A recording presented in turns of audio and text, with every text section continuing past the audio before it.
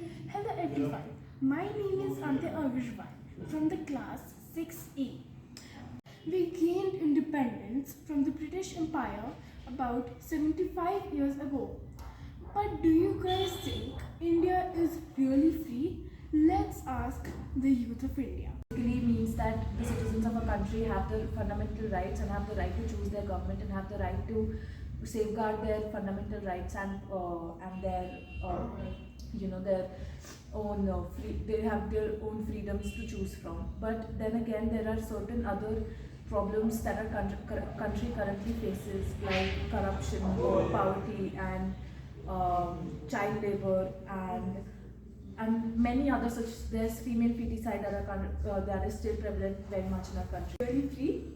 I think there are many aspects of freedom. Like if we think about secularism or sovereignty, India is a sovereign country. India has the freedom to choose its own government. India has the freedom to make its own policies without any external pressure.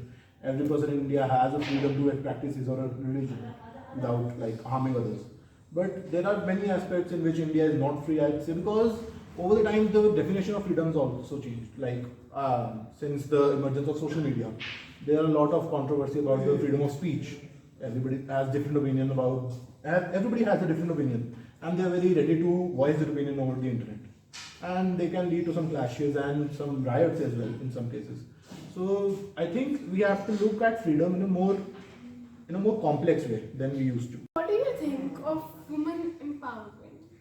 I think women empowerment is an issue that India has made a lot of improvement since the last 5 or 10 years, but there is still a long way to go. Because if we compare with the Western world, with like US or Britain, there are a lot of things, lot of situations where women are not as powerful or their opinion is not as preferred compared to men. Do you think the women of India are really independent?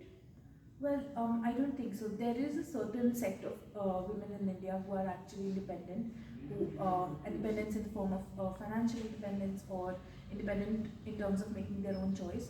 But then again, a very large portion of our women population in the country do not have the rights or do not have the freedom to make their own decisions or do not have the freedom to make their own choices due to a lot of pressures from their families or certain other responsibilities. Like discrimination?